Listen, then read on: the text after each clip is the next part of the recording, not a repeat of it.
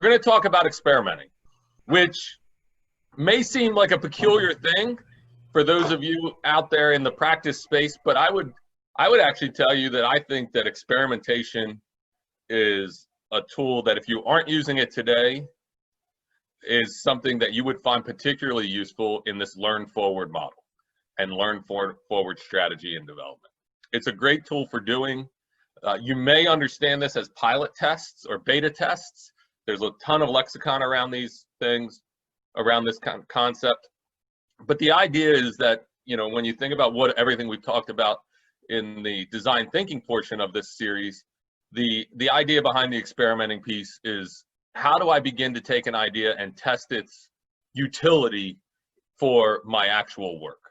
And so let's just kind of, you know, think about it first in the context of everything we've done in design thinking, right? We've empathized, we've defined, we've ideated, we've prototyped, and now we're at this space where we need to figure out if our prototypes are worth anything.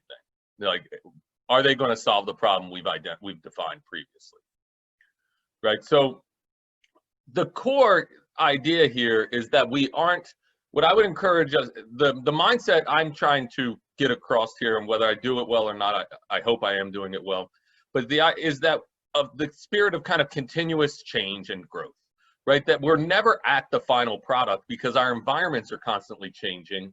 Our products need to be flexible. Our programs, our services need to be able to change and be flexible also.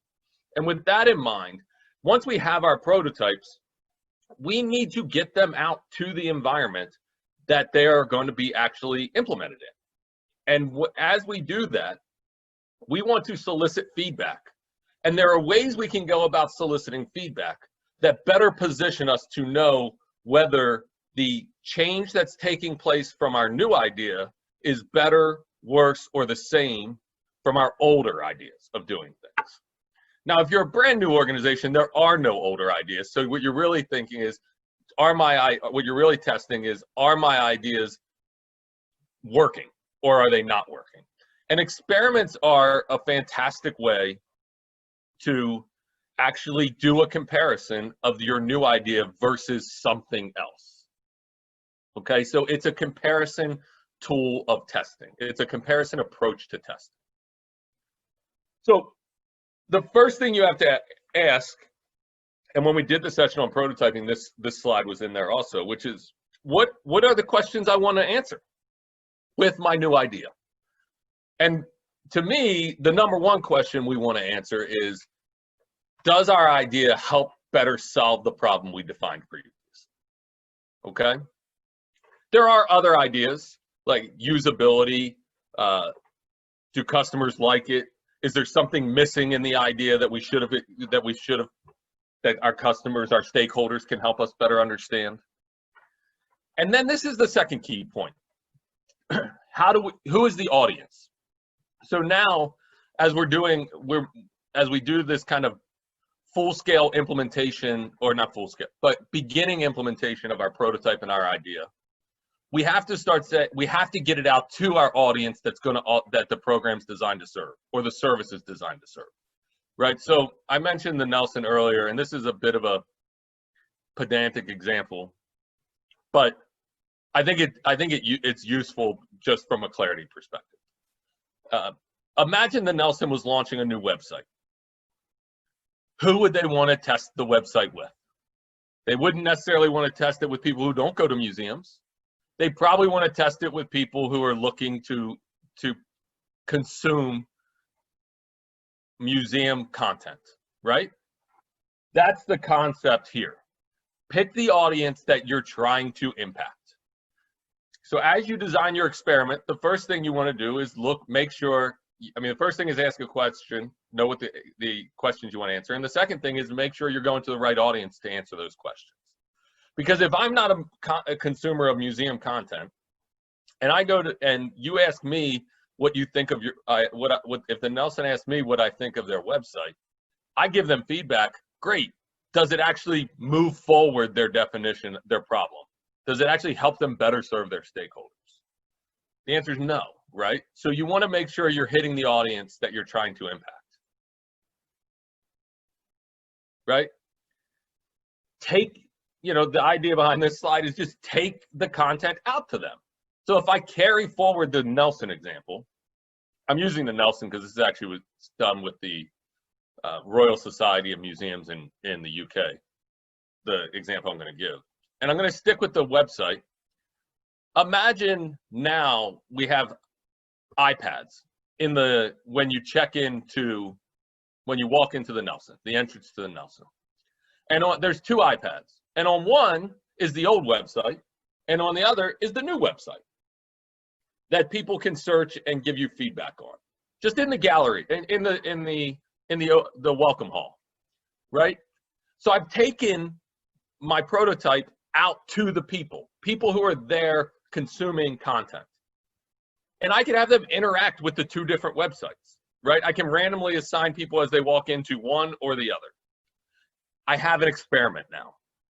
I'm comparing the old site to the new site. I actually did that back. The old site to the new site, right? And I'm getting real feedback on whether the old site is performing better or worse than the new site. And if the new site, because of our ideation, is doing better, we will know that because of how it compares with the older site, based on whatever questions we're asking at that time. Whatever better is, however we've defined better. So we have an actual experiment now. We're doing an experiment.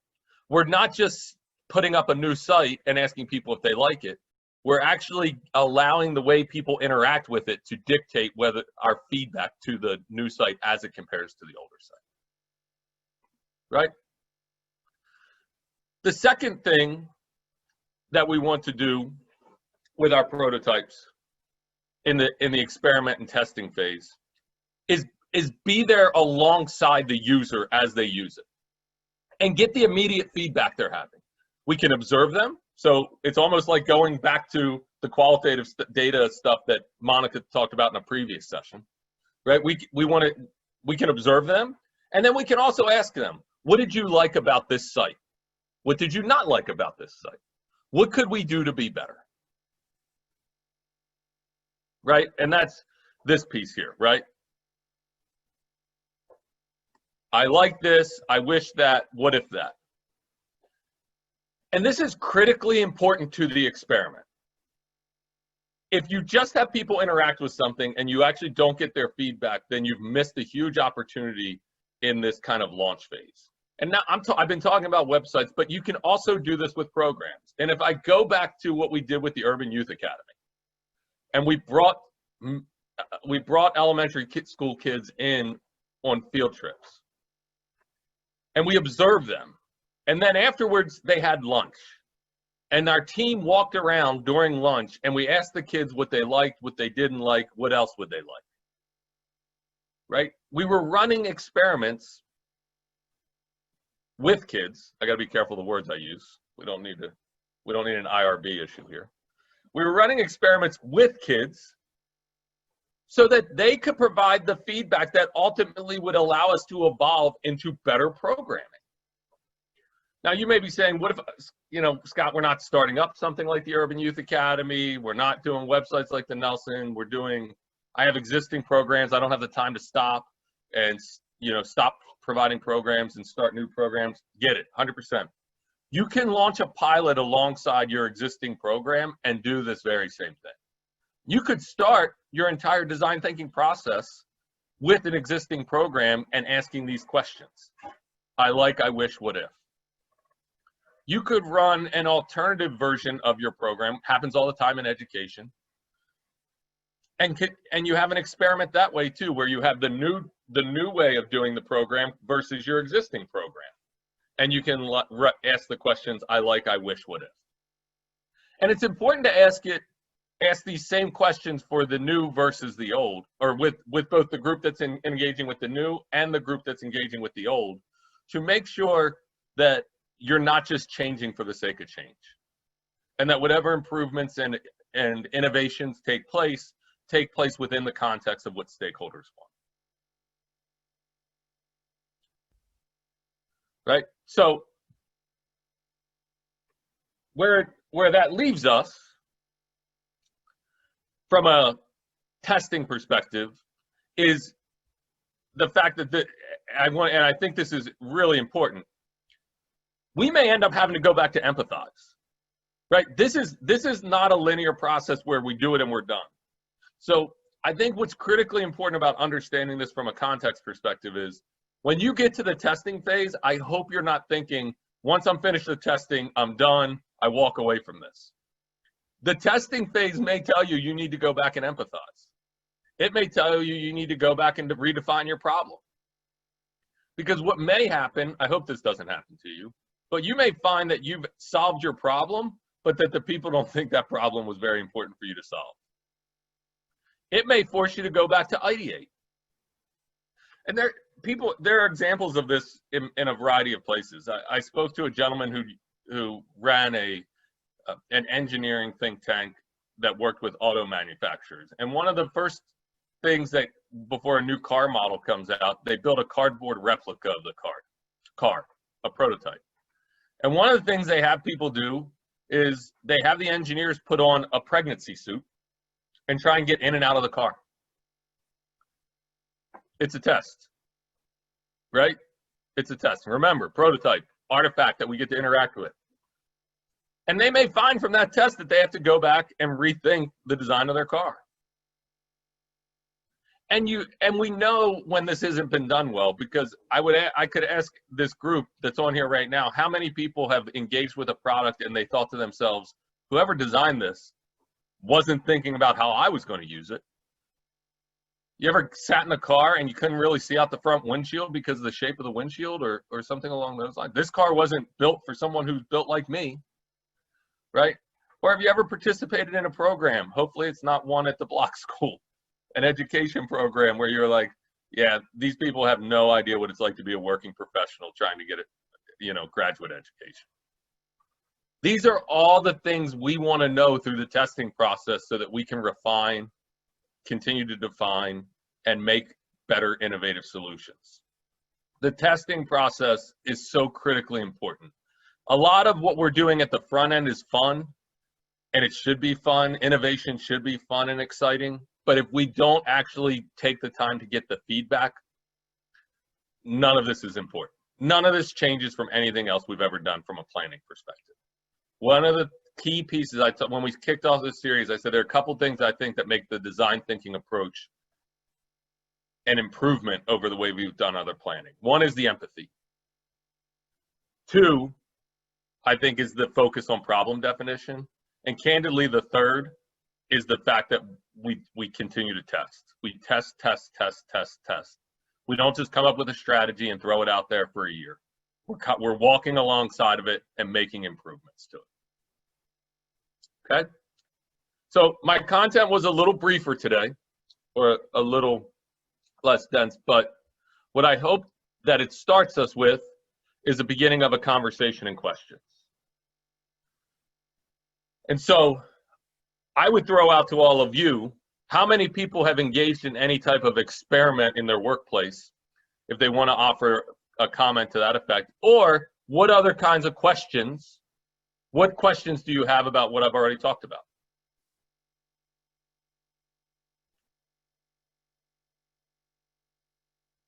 I'm also scanning your chat. I just unshared my screen, so I'm now just seeing the ideas that have gotten put up there. Is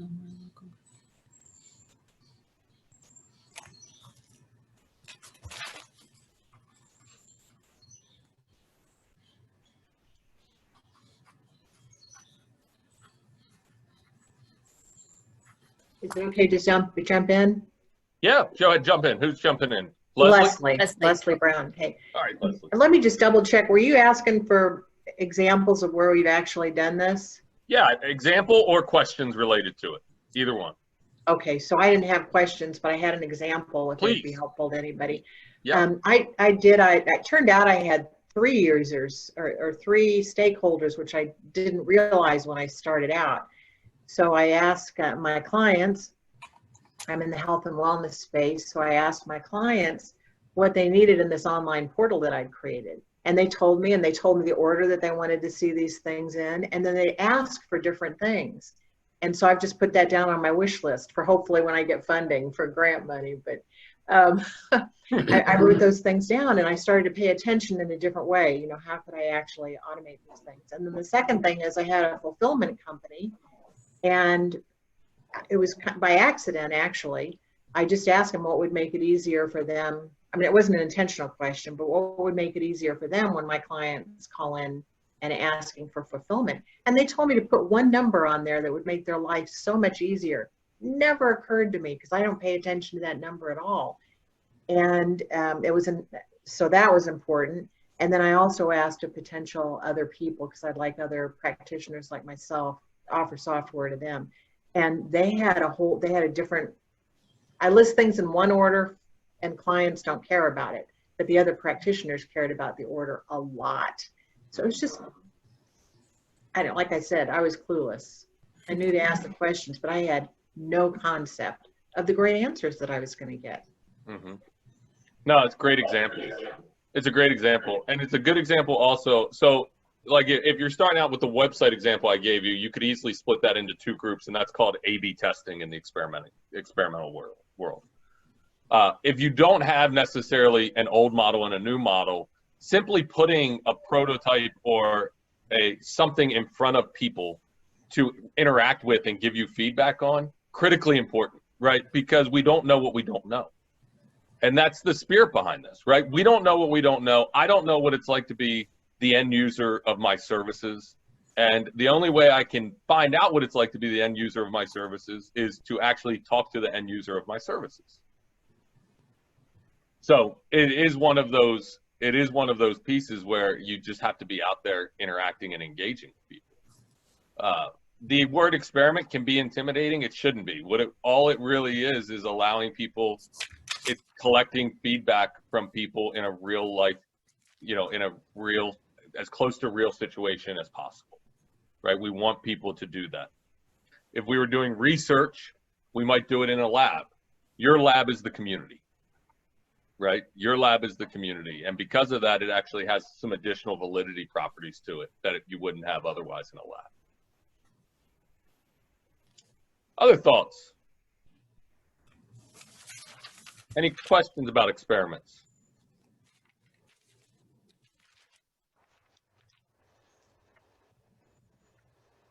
People didn't have their coffee yet today. Thank you for smiling, Colette. Did you want to say something, Colette? You just unmuted. Yeah, can you hear me? Yep, we got you.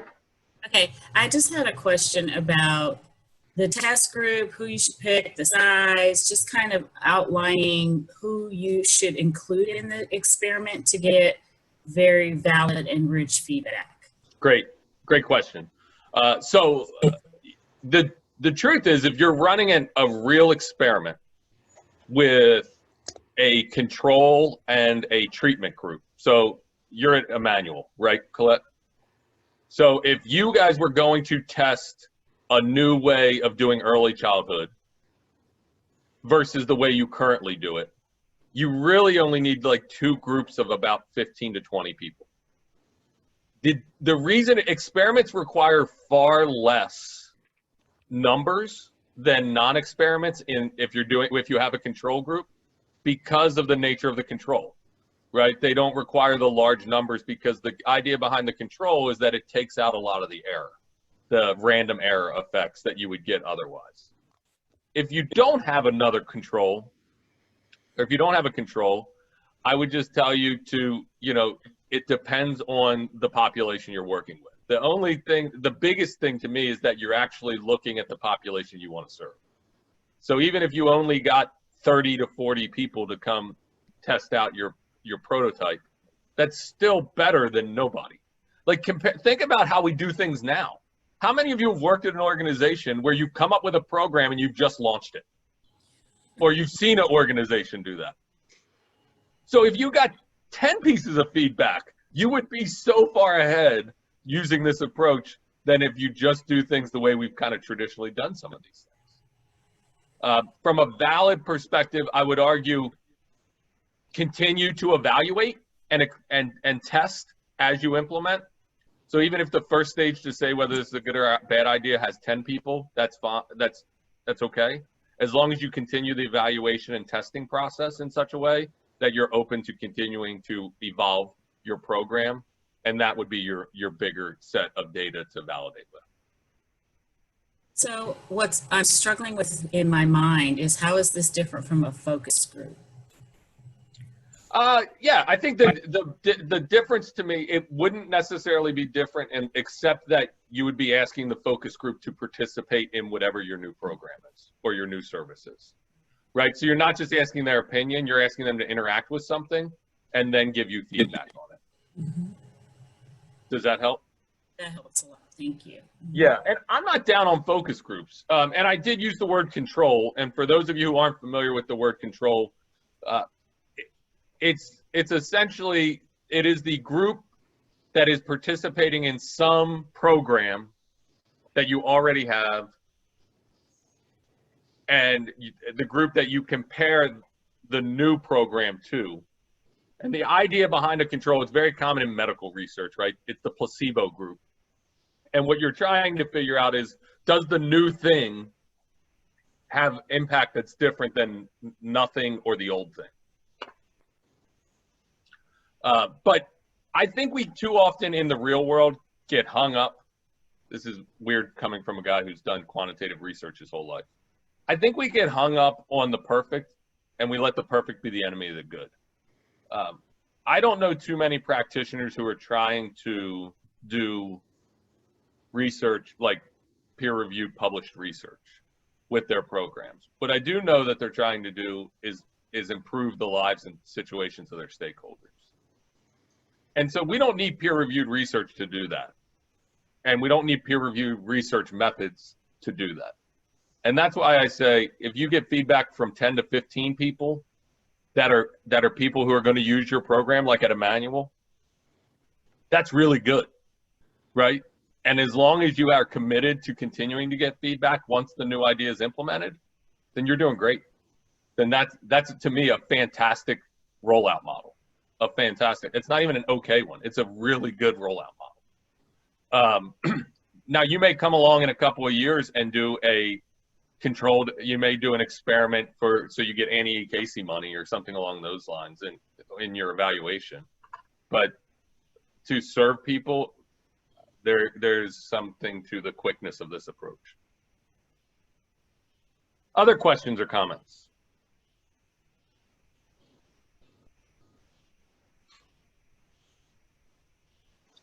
Cindy, I either did a really good job or a really poor job explaining. You did a really good job. Well, the good news is that I would love to be able to come, like, talk to this group in 6 months and we just get on here and say, what experiments have we been trying? And you guys start rattling off a ton of experiments. What I hope that you pull from today's brief discussion is that there doesn't have to be a lot that goes into it. So let me just do a quick recap and then. Scott. Yes. This is David Oliver. Sorry to interrupt, but I do have a question. You may be getting to this, but this is really good stuff you're sharing with us. Yep. But could you talk a little bit? So let's say you do it right and you figured out, hey, this is what I need to do. Can you talk a little bit about implementation? Because yep. I see a lot of organizations getting stuck with, let's say they do the right thing, but then how do they actualize it? Yeah, that's a great point. Right. So let's say I do the experiment, right? And I'll just continue to use Colette because she spoke. Yeah, and look at that great branding she's got with her shirt. I know. Good. Her smile with that brand. I mean, it's like, who doesn't want to go to a manual? I'm not sure about the gloves, but everything else is good. But so the implementation piece, right? So we do the idea with the experiment is we've now moved beyond prototype where these are just artifacts, right? That it is still an artifact for people to interact with, but we think we actually have something now that we can start experimenting that is closer to the final product, right? And so the idea with the feedback we get from the experiment, remember we ask them what they like, what they don't like, what if. We then, hopefully in a very quick process, a week to 2 weeks, that kind of quickness, We incorporate that feedback where it's appropriate based on who gave us the feedback, based on how we observed people interacting with it, and based on what's the problem we're trying to solve. We make the changes to our program, our service, our product, right? It could be like Leslie's software product. We make those changes quickly and we get it back out there. And then from an implementation perspective, we have to be going alongside this with an idea of how we're going to implement this with our staff. We need to be thinking about what are implications for our staff and how are they up to speed on it. The marketing rollout of this, and when I say marketing, it's not just to get more people, but the communications, like why are we doing this to the broader people who are going to be using this from a stakeholder perspective. And we will get some of that feedback, by the way. Some of the marketing messaging will come from the I like, I dislike, what if. And then the third piece to this of the implementation is how are we going to continue to monitor it? Those are the three things that I'm thinking about when I'm thinking about implementation. I'm thinking about my ability to deliver from a human capital staff perspective, how I'm communicating what I'm doing so people know how to join, how to participate, and how am I going to continue to monitor it. And I'm going to impose, I'm sorry, Katie, I'm going to put you on the spot, Katie Lord. But I know one of the things that this topic fits with the company you're with now, Proof, is a lot of what they're doing is collecting feedback from donors and then helping organizations create an implementation strategy to work with those donors. Is that fair? Yeah, that is fair, but we do it through, how we do it is a little bit different in the fact that we do it through emotional resonance and kind of emotional intelligence versus big data analytics. So I think it's very similar to what we're talking about. Then. Yeah, oh yeah, it definitely is, and in how you craft your messages, and then kind of continue to iterate as you implement. But again, a lot of times it's what we think. It causes you to rethink and then have perspective, which I think is always what's important with our organizations. Is sometimes when we're in it, it's hard to iterate, and that's why you have to go out and talk to people. Yes. This is David again. Sorry. So you brought Katie in. So I'm a huge proponent of proof positioning and where Katie works. And I think she's not paying me to say this, but I think it would be very helpful maybe as part of one of these series to talk about these things and talk about the resources that are available in our community so that the not-for-profit community can really be cutting edge here. I have a concern that some of this stuff is not cheap, and a lot of not-for-profits operate on a shoestring.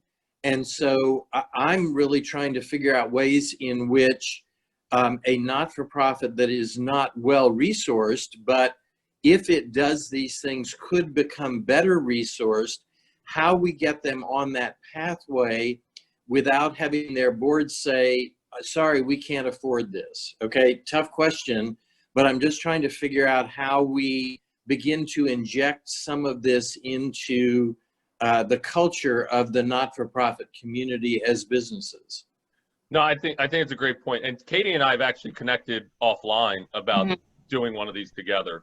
Yeah. So we will at some point get Katie and the cool stuff that Proof's doing on here. And that's what we kind of threw out at the beginning too. Those are the kind of things we want to continue to make sure we have communication on. I do really quick want to get to Juliana's question, I'm sorry, which is you have feedback surveys which collect on everything that you do, what's best to incorporate and we do our best to incorporate the feedback that we get. Is that kind of like the experimenting? Yes and no. I do think it's part of it, right? I think it's half of the equation. It depends on the questions in the survey, though. And one of the things I will continue to go back to is one of the advantage, the added value of an in-person experiment. And I know, and I'm sounding very qualitative right now, is the observing of people while they're interacting with something. Because what they tell you, you know, if you go back to the empathy piece, right? And this ties into the EQ, emotional intelligence, emotional behaviors of things. I don't really know what someone looks like and how they're grimacing or not grimacing when they're taking a survey, right? Survey data is valuable. I published survey data. I like survey data. But survey data is good. Survey data with observation is even better, right? So I could ask all the families at Emmanuel what their feedback in a survey, and that would be helpful. I would further like to do is ask them after I observed how their kids were interacting in the program and be able to tie those two pieces together. Now, if you have survey that then connects to actual behavioral decisions, survey data meets the experimental guideline in my eyes. And there's this concept, we don't love it at the Midwest Center, but it's out there. You guys should know about it, called Net Promoter Score. One of the surveys that we do on these now essentially is a Net Promoter Score. And the reason that we do it is I want to see whether it actually has any merit or not.